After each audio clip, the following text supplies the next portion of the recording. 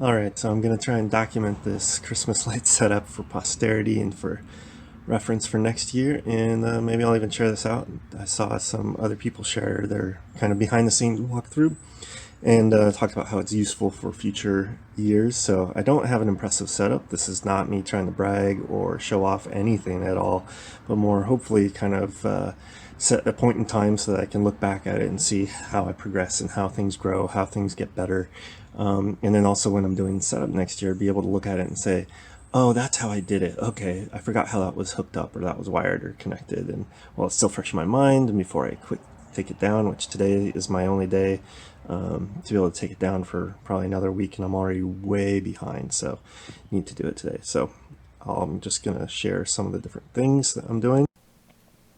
All right, well, we'll first start with this is the Falcon Pi Player Master that I have for my setup. You'll see it's actually an old school Raspberry Pi B, not a B plus, not a 2, not a 3. It is a B. It's really old school, which it's just been working for me for so many years. And I continued even for this year to still use the 1.10. I was about to upgrade to the 2.5, etc., but it just, I saw a few people having issues, and I just like, you know what? 1.10 is working fine for me. It's not a problem. So you can see I have an audio out there, and I also have a USB RS485 adapter off to the right there, the yellow you can kind of see, and it's a wired Ethernet. So it's definitely not the most powerful Raspberry Pi, but it's been more than sufficient for what I have needed so far. But I do think I'll upgrade it for 2019. So you can see we follow the cable along for the RS40, or there's the audio amplifier. So some speakers outside. I also have a Y adapter there so that I can go to an FM transmitter, but I haven't been doing that just because I haven't felt ready to do that. But I have it and have had it for years, just haven't used it other than some little testing and what have you. Because I'd also am not sure that I want all the traffic or really want to encourage people to be sitting outside and annoying my neighbors. You see a lot of posts on forums and the Facebook groups about people having issues with that, and just trying to avoid that. But so there's the USB RS45 connection, and it's just got it's a pretty standard thing. It came with my Renard SS16 starter pack, which you follow the black cable here. It goes up to very top there. It's a Renard SS16. That one I actually bought the kit and did all the soldering, put it all together myself. And it wasn't as hard as kind of thought it would be. It took a while, but very well documented and great for controlling AC lights. And that has a daisy chained off to another SS16. That one I bought pre-assembled, used. Somebody was clearing out a couple of theirs, so I have a second one there, and then I have my third one is in another part of the yard on the other side of the garage and driveway to handle things on that side. But then I have these white cables, which are I use them kind of like patch cables that actually go out to the outside. You can follow them down here. You see that the white cables go up, and then they go through a little hole in the roof to the outside. And then from there, I can then patch those to each of the cables that are going around the house to control all of your kind of traditional LED lights. No incandescent, all LED, but it's my little way to get them outside. But that way I can quickly, if I had a channel die, I could move it, or if I want to shift things around or adjust things, maybe you can see I'm not using even all the channels for Christmas. I didn't use all the channels for Halloween. I used all of the channels on this one and a couple on the one next to it. So oddly enough, even though I have way more lights in Christmas, but I don't have them. I have them split up differently. And then this is my Pixel setup. So I have a DIY LED Express 350 watt power supply. I have a Hanson Electric breakout board for power and for power injection. Then I have a Raspberry Pi. This one's a B plus, again, very old, with a Pi cap on top of it from Falcon, the Falcon Pi cap. So the power supply is powering the Pi cap, which is then powering the Raspberry Pi. Again, I have wired Ethernet to my switch. And then I have 2 cables going out to the Pixels, although for this year I only used one. It was really more experimenting with it and not really trying to do anything huge with it. Just wanted to kind of learn, get the basics understood. So I have one that you can see there, one of the connectors there, and then the other one goes all the way around, then goes out behind that SS16 to the outside to where the Pixels were, the Pixel run started. But this next year, I'll probably replace this Raspberry Pi again and possibly use the 485 RS485 out of the Pi cap. So here you can see on the very, very top of the gutter, very kind of more evenly spaced, is the clear Pixel C9s. And that was pretty much it. I used 2 50 pixel strands, but it's only actually mapped for 82. That's how many I needed to get across the gutter. Then it's kind of hard to see, but there's another LED strand of cool white, the M5, and then the multicolored C9. So there's multiple layers there, provides different texture and kind of different effects for what I was trying to do. I think it kind of helped add to it. And then I have some LED icicle strings that are hanging there. And then around the garage I have warm white LEDs and the red I believe they're C6 LEDs. Again, kind of trying to add some texture where there's different styles together so you can alternate between them, but also mixing them together provides kind of a cool look. But this whole outline will get replaced with Pixa strips, I believe it is, or the chorus strips, or whatever they're called from Boscoyo. I'm gonna do all along here, but right now I've just been having these held up with these white hooks that you can see there. They're coffee cup hooks from Lowe's, pre-painted, already white, and they've lasted for years. I think they're probably on year 4 or year 5 now. But it helps hold those all up. But this is all going to get replaced along here with the Pixels, hopefully for next year. So I think that's about it for here in the garage. Again, I don't have a fancy setup. This isn't me bragging about anything. Just this is what I got. There's an actual Holiday Coro Tune2 sign that I've had for about 4 years. Again, like the FM transmitter I was talking about before, I've had the capability. I just haven't done anything with it. It's just been sitting in the box, waiting for me to do something with it.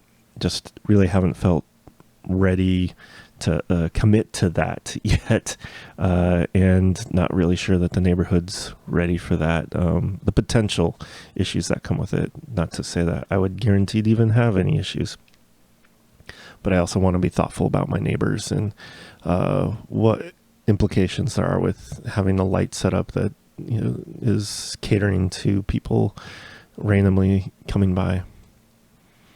All right, so we go over to the other side of the driveway here. That's a LED Christmas tree that was given to me by a neighbor that moved out and said, here, you can have this. He used to actually put it up on the peak of his roof, so it has a little base there, but it's all blue and then a white star on top.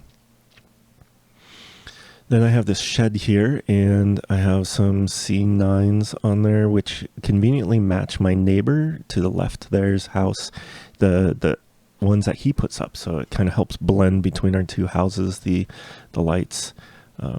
These were again given by the neighbor that they gave me the tree, so I said, hey, I'll just put them up here. This is a good spot for them. Have them go along the edge there, and then it goes up on the side on the right. Behind it is another shed it's really the pool house, and that's where I have another Renard SS16 with power coming out to control this and the tree that you saw. And there is a wireless Raspberry Pi B Plus that's back there. And I have this tree, which I've been trying to decide how I incorporated it. It's tucked behind the house, but it's obviously big and looming over the house. And I kind of feel like there's something I should be able to do with it and incorporate with lights, but I also dread the idea of having to climb up there to put the lights up there, or if there's problems, having to get up there again to do any maintenance on it. So I haven't really decided. I'm leaning towards maybe putting floodlights on the bottom there, pointing up, and maybe have multicolor and try and do something that way to incorporate it and bring it in. But yeah.